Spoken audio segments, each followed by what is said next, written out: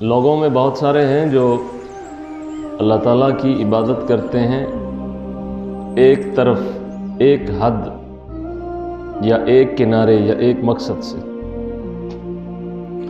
فَإِنْ أَصَابَهُ خَيْرٌ اطْمَأَنَّ بِهِ، اگر انہیں بھلائی پہنچتی رہے تو بڑے مطمئن رہتے ہیں۔ وَإِنْ أَصَابَتْهُ فِتْنَةٌ انقلب عَلَى وَجْهِهِ، اگر انہیں کوئی تکلیف پہنچے یا درد پہنچے یا مصیبت پہنچے تو ہٹ جاتے ہیں، منہ پھیر لیتے ہیں، ایک طرف ہو کے بیٹھ جاتے ہیں۔ لوگوں کا رویہ اللہ تعالیٰ سے اور اللہ کے بندوں سے اسی طرح کا ہی ہے۔ اب جب انسان کو نعمت حاصل ہو رہی ہوتی ہے تو اس وقت اس کی کیفیت اور ہے، جب اس سے نعمت لے لی جاتی ہے تو اس کی کیفیت بدل جاتی ہے۔ اب بدلنے والی کیفیت میں کبھی تو وہ شکر گزار ہوتا ہے اور کبھی ناشکرا۔ یعنی بہت سارے لوگ ہیں جن کو اللہ یاد آتا ہے مرض کے وقت، بہت لوگ ہیں جنہیں اللہ یاد آتا ہے کسی تکلیف کے وقت، بہت لوگ ہیں جنہیں اگر مصیبت نہ پہنچے تو انہیں اللہ یاد ہی نہیں آتا، وہ کسی مصیبت کے پہنچنے ہی پر اللہ کو یاد کرتے ہیں۔ تو اللہ کروانے کے لیے انہیں مصیبت پہنچائی جاتی ہے، اس مصیبت کو وہ مصیبت سمجھتے ہیں، حالانکہ وہ مصیبت ان کو غفلت سے ہوشیار کرنے کا ایک سبب اور ذریعہ ہوتی ہے۔ اس سبب اور ذریعہ کو وہ سمجھ نہیں رہے ہوتے اور مصیبت کو مصیبت سمجھ رہے ہیں۔ اسی لیے قرآن مجید میں ہے کہ بہت ساری مصیبتیں ہیں جو محض لوگوں کے اعمال کا نتیجہ ہے، کہ ان کو ان کی سزا یہیں دے دی جاتی ہے، مگر وہ سمجھتے نہیں۔ وہ یہ سمجھتے ہیں کہ یہ مصیبت، یہ مرض، یہ تکلیف، یہ رنج انہیں بے وجہ پہنچا ہے، حالانکہ غفلت بھی ایک وجہ ہے کہ جس کا نتیجہ یا جس کی سزا بڑی بڑی مصیبتیں ہیں جو کئی لوگوں کو پہنچتی ہیں اور کئی ایک کو چھوڑ دیا جاتا ہے۔ تو نعمت کے ماحول میں، صحت کے دنوں میں، راحت کے ایام میں لوگوں کا رویہ خدا کے ساتھ ویسا نہیں ہوتا جیسا مرض کے ایام میں یا تکلیف کے دنوں میں ہوتا ہے۔ کسی مریض کو تکلیف پہنچے، اسے درد ہو، تو وہ نہ چاہتے ہوئے بھی اس کی زبان سے اللہ نکلتا ہے، لیکن جب اسے صحت ہو جاتی ہے تو پھر وہ ویسے ہی دور ہو جاتا ہے جیسا کہ اس مرض سے پہلے تھا۔ مرض سے پہلے صحت انعام ہے، لیکن انعام کے دنوں میں کسی شخص کا صاحب انعام کی طرف متوجہ ہونا مشکل ہے۔ اچھا، کبھی یوں بھی ہوتا ہے کہ کسی شخص کو صحت کے دنوں میں یاد نہ کرنے کی وجہ سے اس پر مرض مسلط کر دی جاتی ہے، انعام کے دنوں میں بھول جانے کی وجہ سے اس پر مشقت ڈال دی جاتی ہے، راحت اور سکون کے دنوں میں غافل رہنے کی وجہ سے اس سے راحت اور سکون واپس لے لیا جاتا ہے۔ اس کی بابت قرآن مجید میں ایک جگہ ارشاد فرمایا کہ ضرب اللہ مثلاً قریۃ کانت آمنۃ مطمئنۃ، کہ اللہ تعالیٰ نے ایک گاؤں کی، ایک قریہ کی، ایک شہر کی، ایک علاقے کی مثال دی ہے کہ وہ لوگ بڑے مطمئن تھے۔ امن بھی ایک نعمت ہے، امن بھی۔ ایک حدیث پاک میں ہے کہ لا تتمنوا لقاء العدو، جنگوں کی تمنا نہ کیا کرو، واسألوا اللہ العافیہ، اللہ تعالیٰ سے عافیت مانگا کرو، لیکن جب جنگوں کی نوبت آ جائے تو پھر بزدل نہ بنا کرو، پیچھے نہ ہٹا کرو۔ اس وقت جنت اور اس وقت قرب تلواروں کے سائے تلے ہے، لیکن جب ایسی ضرورت نہ ہو، جب اس کی حاجت نہ ہو تو پھر جان بوجھ کر خون و خرابہ کی طرف جانا بغاوت کے سوا کچھ نہیں۔ کانت آمنتن، وہ امن میں تھے، امن میں۔ عموماً لوگ جب امن میں نہ رہیں تو اس وقت انہیں اللہ بھی یاد آتا ہے، اور اس وقت دوست احباب بھی جو انہیں امن کی طرف دوبارہ لے جائیں، یا وہ مددگار اور معاون بھی جو دوبارہ امن کی بحالی میں کردار ادا کریں اور ان کا ساتھ دیں، انہیں اس وقت یاد آتا ہے جب امن نہیں رہتا۔ اللہ تعالیٰ نے فرمایا کہ امن خود ایک بہت بڑی نعمت ہے، جو لوگ سکون سے رہ رہے ہیں وہ اللہ تعالیٰ کی نعمت میں ہیں، نعمت میں ہے۔ سکون میں رہ رہے ہیں تو یہ بھی نعمت ہے، امن میں رہ رہے ہیں تو نعمت ہے۔ ان پر قتل و قتال مسلط نہیں ہے تو یہ نعمت ہے۔ اس کے بعد فرمایا مطمئنتاً، کہ وہ امن میں بھی تھے اور مطمئن بھی۔ اطمینان کی بھی دو قسمیں ہیں، ایک ہے دل کا اطمینان اور وہ یاد خدا کے ساتھ وابستہ ہے۔ الا بذکر اللہ تطمئن القلوب، اللہ تعالیٰ کی یاد سے ہی دلوں کا اطمینان ہے۔ دوسرا اطمینان یہ ہے کہ یہ اطمینان ہو کہ میرا مال کوئی نہیں چرائے گا، کوئی شخص میرا مال نہیں چھینے گا، میری عزت و آبرو پہ ڈاکہ نہیں ڈالے گا، کسی کا خون ناحق نہیں بہے گا۔ یہ اطمینان کی صورتیں ہیں، یعنی مادی معاملات میں بھی اطمینان ہے اور روحانی معاملات میں بھی اطمینان۔ خیر، قرآن مجید میں اس آیت میں ذکر کیا ہے کہ وہ امن میں بھی تھے اور مطمئن بھی تھے۔ یأتیہا رزقہا رغدا من کل مکان، وہ تجارت کرتے تھے اور ہر جگہ سے انہیں نفع ہوتا تھا اور ہر جگہ سے انہیں رزق ملتا تھا جیسا کہ وہ چاہتے تھے، یعنی جہاں چاہتے وہاں سے انہیں ہر چیز مل جاتی ہے۔ ان کی زمین سبزہ اگاتی، میوہ اگاتی، پھل پھول لگتے، مختلف اجناس وہ بیچتے، خریدتے، کماتے، کھاتے پیتے تھے، مطمئن تھے۔ لیکن امن میں اور اطمینان کی حالت میں اور وسیع رزق کے دنوں میں انہوں نے منہ پھیر لیا۔ فَكَفَرَتْ بِأَنْعُمِ اللَّهِ، انہوں نے اللہ کی ان نعمتوں کی ناشکری کی۔ اور کفر یہ نہیں ہوتا، کفر صرف یہ نہیں ہے کہ کوئی شخص کہے کہ یہ نعمت میرے ہاتھوں کی کمائی ہے، خدا کا انعام نہیں ہے۔ اس نعمت کے دنوں میں غفلت بھی کفر ہے۔ کفر کی ایک صورت غفلت بھی ہے، یعنی نعمت دینے والے سے نظریں چرا لینا، نعمت عطا کرنے والے سے نظریں چرا لینا، یہ بھی ایک کفریہ انداز ہے۔ وَكَفَرَتْ بِأَنْعُمِ اللَّهِ، اب یہاں دونوں صورتیں ہو سکتی ہیں کہ انہوں نے نعمتیں عطا کرنے والے کا کفر کیا، تسلیم نہیں کیا یا ایمان نہیں لائے یا نعمتوں کا اقرار نہیں کیا کہ نعمتیں کہاں سے آتی ہیں، اور دوسری صورت یہ ہے کہ انہوں نے منہ پھیر لیا، نظریں چرا لی، جیسا کہ اس دور میں زیادہ تر اہل اسلام کا بھی یہی وتیرہ ہے۔ یہاں ہم غریب کا رونا روتے ہیں کہ غریب نعمت میں نہیں ہے، لیکن غریب کا دل بھی ایسا ہے کہ اگر اسے نعمت دے دی جائے تو بغاوت کے سوا کچھ نہیں نکلے گا۔ بہت سے ایسے لوگ ہیں جن کی غربت کے متعلق ہم کہتے ہیں کہ یہ بڑے غریب ہیں، یہ بڑے کمزور ہیں، لیکن انہی غریب اور کمزور لوگوں کو آپ بہت سی نعمت دیں اور انہیں وسیع رزق دیں تو وہ اسی طرح پھونکتے پھریں گے جیسا کہ عیاش لوگ اس نعمت کا استعمال کرتے ہیں، وہ بھی اسی طرح کرتے۔ دل درست نہیں ہے، کیونکہ اگر دل درست ہوتے تو پھر تو زیادہ نعمت اور کم نعمت میں دونوں حالتوں میں وہ ایک طرح کے ہی رہتے، لیکن چونکہ دل درست نہیں ہے اس لیے اگر ایک حالت میں وہ آپ کو اچھے لگ رہے ہیں اس لیے کہ ان کے پاس وسعت نہیں ہے، جب ان کے پاس وسعت آئے گی تو وہ بھی اسی طرح کے شیطان بن جائیں گے جس طرح اصحاب وسعت کرتے، ان کا عمل بھی بالکل اسی طرح ہی ہو جائے گا۔ صبر کیا ہے؟ کسی شخص کو کوئی نعمت حاصل نہ ہو تو نعمت حاصل نہ ہونے پر وہ ثواب کی نیت سے اسے اللہ تعالیٰ کے سپرد کر دے اور اس کی تقسیم پہ راضی رہے، صبر۔ لیکن اگر کسی شخص کو کوئی نعمت حاصل ہو اور نعمت اور وہ انعام اور وہ عطا اور وہ طاقت جب نفس تقاضا کرتا ہے کہ اس کا غلط استعمال کر تو وہ نفس کے مقابلے میں اس کا غلط استعمال نہ کرے تو یہ بھی صبر ہے۔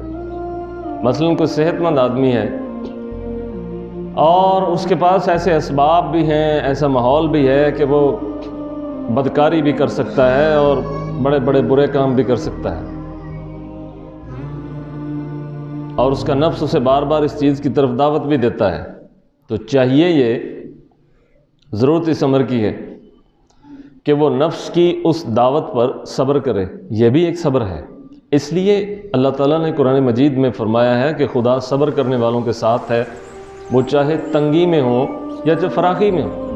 تو دولت اور نعمت کے ہوتے ہوئے بھی صبر ہوتا ہے، یعنی جب آپ کا نفس آپ کو دعوت دے کہ اس دولت کا غلط استعمال کر اور اسے حرام کام میں لا تو اس وقت نفس کی اس دعوت پر ٹھہرے رہنا یہ بھی صبر ہے، یعنی رکے رہنا یہ بھی صبر ہے۔ تو صبر صاحب نعمت بھی کرتا ہے اور جس کے پاس وہ نعمت نہ ہو وہ بھی کرتا ہے۔ فرمایا کہ کانت آمنتن مطمئنتن، امن بھی تھا اور مطمئن بھی تھے، یاتیہا رزقہا رغدم من کل مکان، ہر جگہ سے ان کے پاس رزق آتا تھا، کوشش کرتے تھے، زمین سبزہ اگاتی تھی، تجارت کرتے تھے، بیچتے تھے، کھاتے تھے، کھلاتے تھے، سارا کچھ ٹھیک چل رہا تھا۔ پھر انہوں نے منہ پھیر لیا، یعنی ان دنوں انہوں نے منہ پھیر لیا، راحت کے دنوں میں، سکون کے دنوں میں، صحت کے دنوں میں، امن کے دنوں میں، اطمینان کے دنوں میں انہوں نے منہ پھیر لیا۔ فَأَذَاقَ اللَّهُ لِبَاسَ الْجُوعِ وَالْخَوْفِ۔ آج بھی ہم دیکھتے ہیں کہ اہل اسلام پوری دنیا میں نہ ان کے پاس امن ہے، نہ اطمینان ہے، نہ ان کے پاس رزق ہے۔ جہاں رزق ہے وہاں کفران نعمت ہے۔ پھر اس کفران نعمت کا نتیجہ یہ ہے، اس کا وبال یہ ہے، یہ غلط فہمی بھی دور ہونی چاہیے کہ مسلمانوں میں اگر ایک گروہ برا ہے تو اس کا وبال دوسروں کو نہیں پہنچے گا۔ اس امت کا معاملہ مجموعی ہے۔ اگر لوگ برائی کو نہیں روکیں گے تو وہ کسی نہ کسی دن ان کے گھر کو تک بھی دستک دے گی، بلکہ ان کے گھر میں داخل ہو جائے گی اور انہیں پتہ بھی نہیں چلے گا۔ پھر انہیں کسی اور طریقے سے اس کا احساس دلایا جائے گا، کسی اور طریقے سے، اور پھر ان کو پھر بھی پتہ نہیں چلے گا کہ یہ وبال اور یہ مصیبت کہاں سے پہنچ رہی ہے۔ کانت آمنتن مطمئنتن، امن بھی تھا، اطمینان بھی تھا، پھر رزق بھی تھا۔ وکفرت بانعم اللہ، تو انہوں نے منہ پھیر لیا اللہ تعالیٰ کی نعمتوں سے۔ منہ پھیرنے کا انداز یہ بھی آج کل آپ دیکھتے ہیں کہ ایک شخص کو بہت دولت دی جاتی ہے، پھر اسے کہا جاتا ہے کہ زکوٰۃ دے، تو وہ زکوٰۃ نہیں دیتا، تو یہ بھی منہ پھیرنا ہی ہے۔ پھر کیا ہوتا ہے، زکوٰۃ نہیں دیتا تو اس کا وبال یہ آتا ہے کہ وہ بیمار ہو جاتا ہے اور اسے پتہ نہیں ہوتا کہ یہ بیماری مجھ پر کیسے مسلط ہوئی۔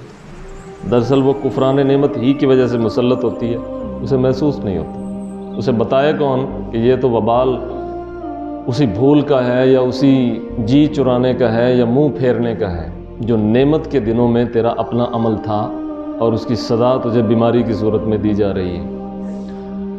فَكَفَرَتْ بِأَنْعُمِ اللَّهِ فَأَذَاقَهَا اللَّهُ لِبَاسَ الْجُوعِ وَالْخَوْفِ۔ پھر اللہ تعالیٰ نے اس قوم کو، اس گروہ کو، اس قبیلے کو، اس شہر کو مزہ چکھایا کہ انہیں مبتلا کر دیا بھوک میں اور خوف میں، ان کرتوتوں کی وجہ سے جو وہ کیا کرتے تھے۔ تو بھوک اور خوف یہ دو ایسی مصیبتیں ہیں جو منہ پھیرنے کی وجہ سے ہوتی ہیں۔ ہم میں سے ہر تیسرا آدمی، ہر چوتھا آدمی اس وقت اس کو روزی روٹی کی فکر ہے اور وہ خوف میں بھی ہے۔ خوف کون سا خوف؟ خوف خدا کا نہیں، اللہ تعالیٰ کا خوف نہیں، اسے خوف ہے اپنے ہمسائے کا۔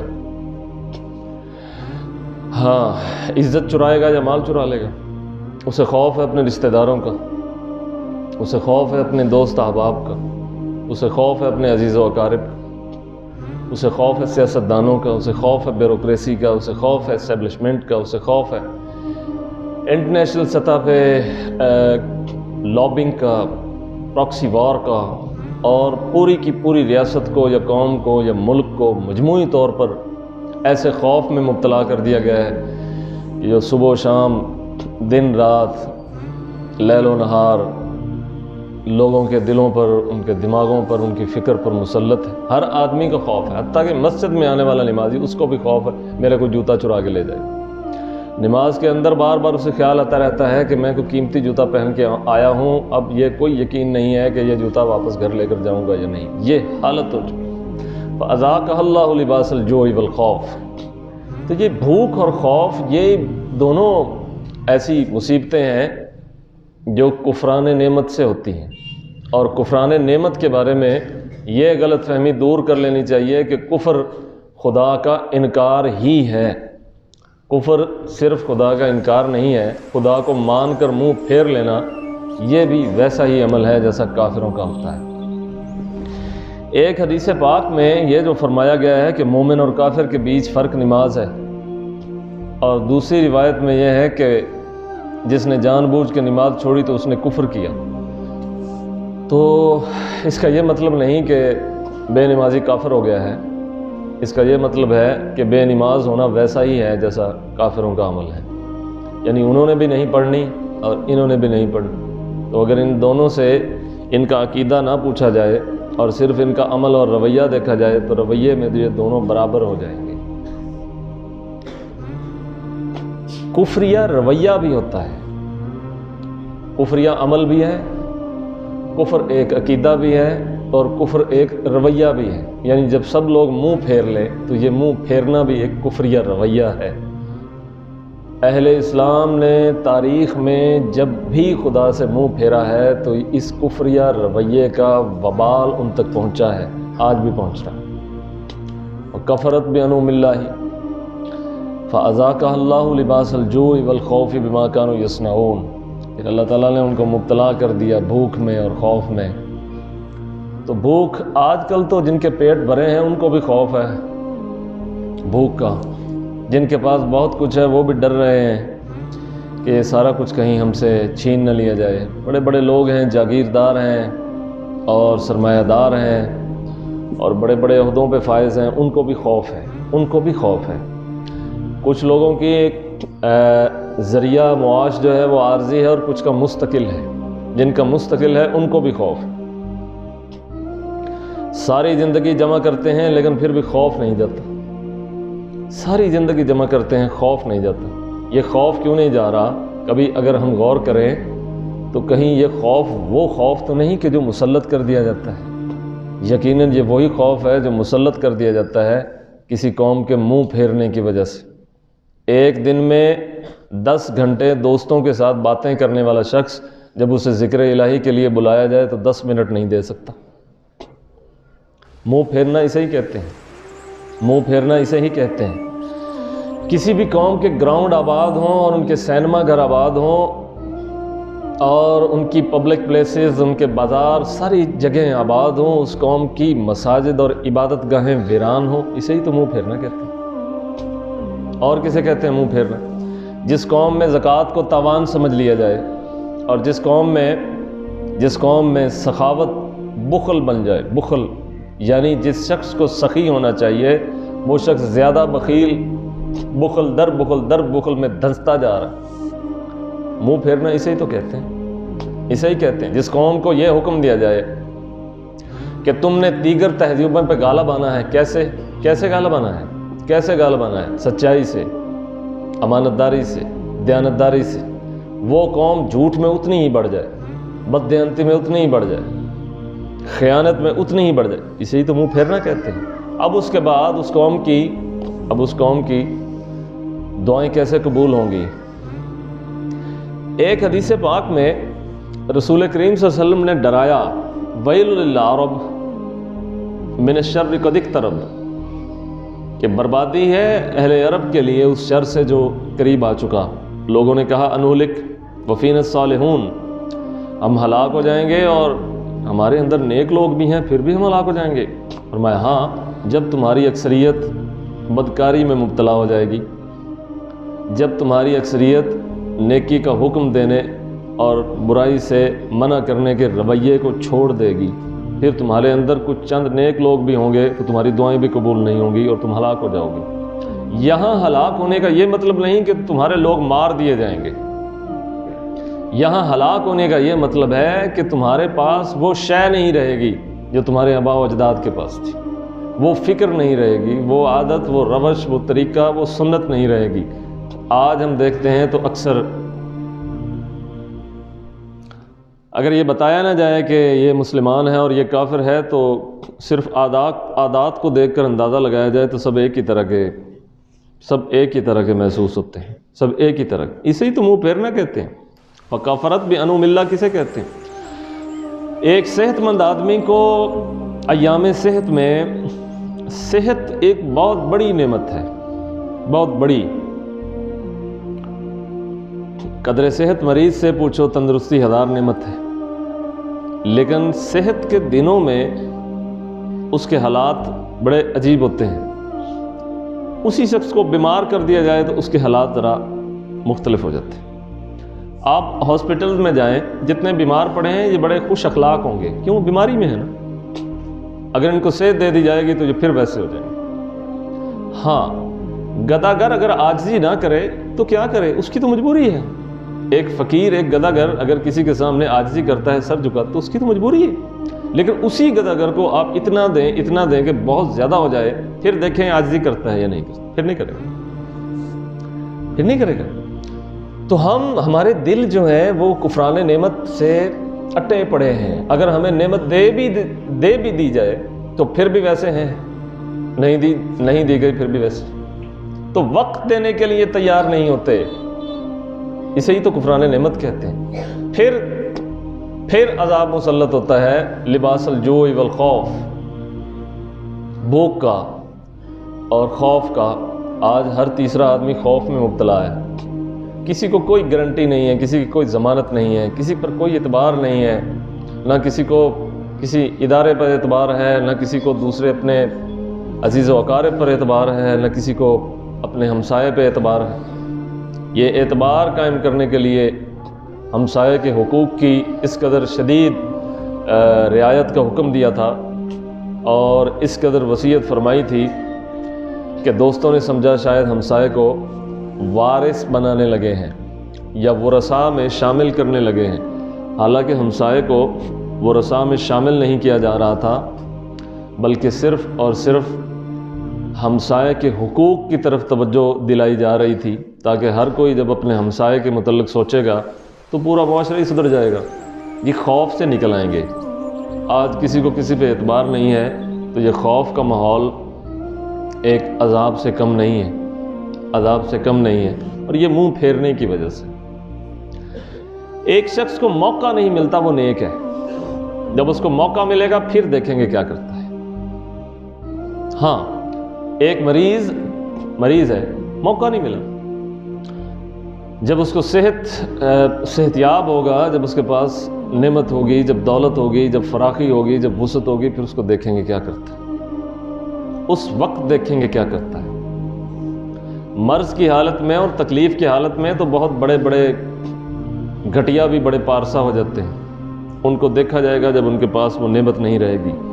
یوں اللہ تعالیٰ نعمت کے دینے میں اور نعمت کے واپس لینے میں لوگوں کو دیکھتا رہتا ہے، لوگ پھر بھی اس کی طرف نہیں دیکھتے۔ کفار مکہ کی ایک مثال قرآن مجید میں دی گئی ہے کہ جب یہ لوگ کہیں کشتی پہ سوار ہوتے اور عین پانی کے اندر پھنس جاتے تو یہ اللہ تعالیٰ کو پکارتے،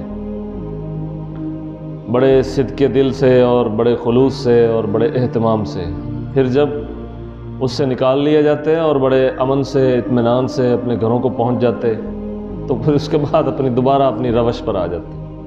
آج کل بھی اسی طرح ہے، جو آدمی مجبور ہے تو وہ بہت اچھا آدمی ہے، جو آدمی مجبور نہیں ہے تو اس کی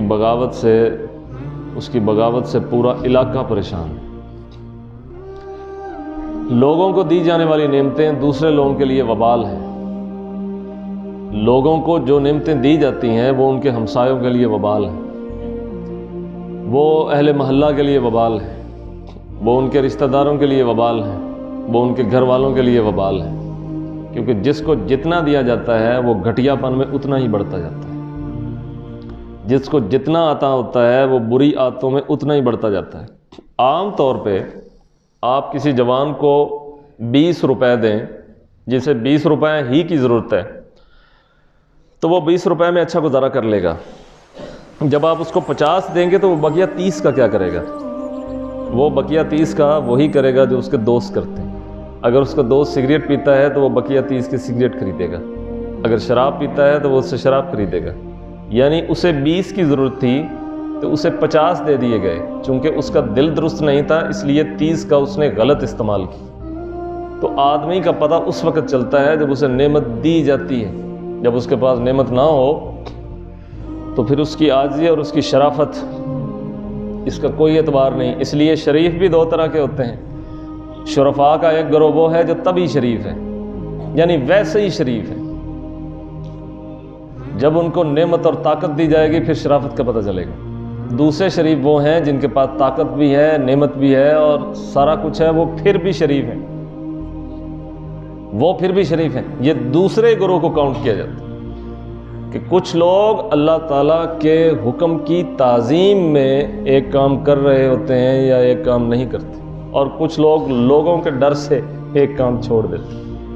آج بہت سے ایسے لوگ ہیں جو بدکاری صرف اس لیے نہیں کر رہے کہ انہیں خوف ہے، کس کا؟ باپ کا یا بھائی کا یا چچا کا یا تایا کا یا برادری کا یا اہل محلہ کا، یا ایک سوشل ریپوٹیشن ہے، اس کے حوالے سے وہ یہ کام نہیں کر رہے ہوتے۔ کچھ لوگ اداروں میں رشوت صرف اس لیے نہیں لے رہے ہوتے کہ ساتھ والا نہیں لیتا، کچھ صرف اس لیے نہیں لے رہے کہ ان کا آفیسر نہیں لے رہا، کچھ اس لیے ڈنڈی نہیں مار رہے ہوتے کہ پکڑے جائیں گے۔ ان لوگوں کو جب یہ خوف نہیں رہے گا تو پھر دھڑلے سے یہ سارے کام کریں گے، وہ رشوت بھی لیں گے، وہ بددیانتی بھی کریں گے، وہ سارا کچھ ہی کریں گے۔ ایک آدمی دودھ میں پانی اس لیے نہیں ملاتا کہ پکڑا جائے گا، دوسرا آدمی دودھ میں پانی اس لیے نہیں ملاتا کہ دودھ میں پانی ملانا ملاوٹ ہے اور دھوکہ دینا ہے، اور دھوکہ دینا جرم ہے، شرعی طور پر بھی اور سماجی طور پر بھی، مذہبی طور پر بھی، دینی طور پر بھی جرم ہے، وہ اس لیے نہیں ملاتا۔ تو شرفاء بھی دو طرح کے ہیں، ایک شریف وہ ہے جو لوگوں کے خوف کی وجہ سے شریف بنا ہوا، وہ بدکاری اس لیے نہیں کرتا کہ بدنامی ہو جائے گی، حالانکہ اس کا دل چاہ رہا ہوتا ہے کہ اگر کہیں کسی موقع پر اس کو موقع ملتا ہے تو وہ چھوڑے گا نہیں۔ ایسے دلوں کی اللہ تعالیٰ کو کوئی پرواہ نہیں ہے کہ جو موقع پاتے ہی چور کی طرح مال پر امڑ آتے ہیں، ایسے دلوں کی خدا کو کوئی پرواہ نہیں ہے، کیونکہ وہ موقع کی تلاش میں ہے۔ جب ان کو موقع ملے گا وہ کام بڑی شدت سے اور بڑے اہتمام سے کریں گے کہ جو موقع نہ ملنے کی وجہ سے وہ نہیں کر رہے۔ تو بہت سے شریف ہیں اس دور میں، لیکن وہ انہیں شریف بنایا ہوا ہے ہمارے معاشرے نے، وہ اپنے مذہب کی وجہ سے شریف نہیں ہیں، وہ اپنی تہذیب کی وجہ سے شریف نہیں ہیں، وہ اپنے عقیدے اور فکر اور نظریے کی وجہ سے شریف نہیں ہے، وہ شرفاء صرف اس لیے ہیں کہ ان کا خاندان شریف، اس کا باپ شریف، اس کی ماں کو لوگ باتیں کریں گے، اس کے بھائی کو کریں گے، اس کی بہنوں کو کریں گے۔ جب یہ دل اور ایسا رویہ اور ایسا طرز عمل ہو جائے گا تو پھر خوف اور بھوک تو مسلط ہوگی۔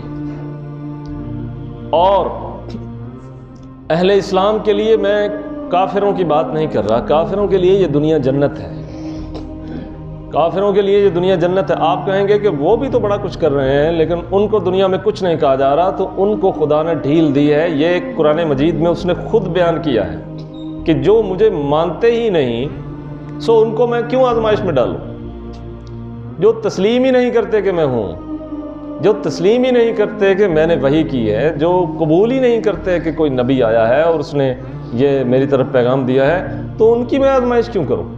ان کے لیے تو یہی آزمائش ہے کہ جس میں وہ پورے نہیں اتر سکے، لیکن جنہوں نے تسلیم کیا ہے ان کو ضرور آزماؤں گا۔ الف لام میم، ایک پوری سورت کے شروع میں الف لام میم کے بعد فرمایا کہ احسب الناس ان یترکوا ان یقولوا آمنا وهم لا یفتنون، لوگوں نے یہ گمان کر لیا ہے کہ انہیں چھوڑ دیا جائے گا، وہ کلمہ پڑھایا انہوں نے اور انہیں چھوڑ دیا جائے گا، نہیں۔ وَلَقَدْ فَتَنَّ الَّذِينَ مِن قَبْلِهِمْ، جب انہوں نے کلمہ پڑھ لیا تو وہ پھر اس دائرے میں آ گئے کہ جس دائرے میں جو بھی آتا ہے اسے آزمایا جاتا ہے، اور پھر اسے اس کی سزا بھی یہاں دی جاتی ہے تاکہ شاید اسے اگلے جہان میں وہ سزا نہ دیں، وہ یہیں اس کا پورا کر دیا جاتا ہے۔ لیکن کافر کو چھوڑ دیا جاتا ہے، یہ قرآن مجید میں ہے، ہم ان کو چھوڑ دیتے ہیں۔ جیسے آدمی کوئی کسی کو نظروں سے گرا دیتا ہے، پھر وہ آدمی جو بھی کرتا رہے تو نظروں سے گرے ہوئے کی تو کوئی پرواہ نہیں ہوتی، پرواہ اسی کی ہوتی ہے جو نظروں میں ہوتا ہے۔ والدین اگر کسی کو آنکھ کر دیں اور وہ آدمی جو کچھ بھی کرے تو والدین کو تو کوئی پرواہ نہیں، پرواہ تو اسی کی ہے کہ جس کو انہوں نے آنکھ نہیں کیا، جس کو وہ کنسیڈر کرتے ہیں کہ یہ ہمارا بیٹا ہے، یہ ہماری بیٹی ہے، یہ ہمارے گھر کا فرد ہے، اسی کا مقدمہ لڑیں گے۔ جس کو انہوں نے آگ کیا ہے اس کا مقدمہ تو نہیں لڑیں گے۔ تو اللہ تعالیٰ نے کفار کو اس جہان میں آگ کر دیا، جب انہیں آگ کر دیا تو وہ جو مرضی کرتے پھریں، پھر انہیں جو مرضی نوازتا رہے، ان کا حساب کتاب یہیں برابر۔ پکڑے گا تو ان کو پکڑے گا، ان کو پکڑے گا، ان کو آزمائش میں ڈالے گا۔ کہا تم منہ پھیرو گے تو ہم تمہیں منہ پھیرنے پر آگ نہیں کریں گے، منہ پھیرنے کی سزا دیں گے۔ فَأَذَاقَ اللَّهُ لِبَاسَ الْجُوعِ وَالْخَوْفِ، پھر ہم بھوک اور خوف تم پر مسلط کر دیں گے، اور جب تم پر بھوک اور خوف مسلط ہوگا پھر تم یہ کہو گے کہ مصیبت آئی ہے، حالانکہ مصیبت تو تم نے خود کمائی ہے۔ جب بھوک اور خوف نہیں تھا تو تب تم کیسے تھے؟